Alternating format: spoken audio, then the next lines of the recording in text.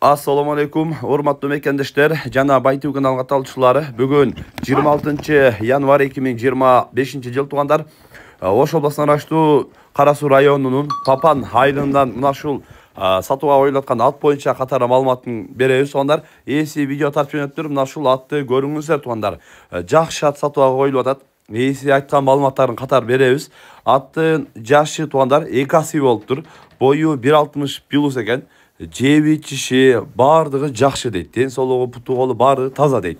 Андан кийин улагы, үйүрү бар экен. Улакка үйүргө чабылып жүргөн ат экен тугандар. Өзүңүздөр дагы көрүп, кызыккандар экрандагы агабыздын WhatsApp связь номерине байлансаңыздар болот. Тарбиясы дагы бүт жагынан келди дейт. Бурундарын да көрсөтүп атат, көрүп атасыздар. Анан чабып дагы көрсөтүп атат. Негизинен атты көрүп, өзүңүздөр дагы баа бересиздер тугандар. Папан сусак тагычын эле жанынан көрүп атасыздар. Сусак тагычын жанына таткан ат ошол жерде болот дейт. Барып жеринен көрүп, сүйлөшүп, баалашып алсаңыздар болот. Пародасы ушул өзүбүздүн кыргыз жылкысы дейт тугандар. Атты көрүп баа бересиздер тугандар. Аттын баасы 250 000 сом.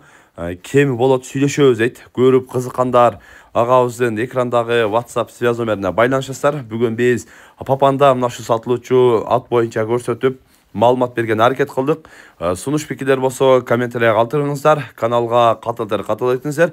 Азыр чаап да көрсөткөнүн видеонун агында көрсөңүздөр болот. Тынчтыкта, амандыкта болуңуздар.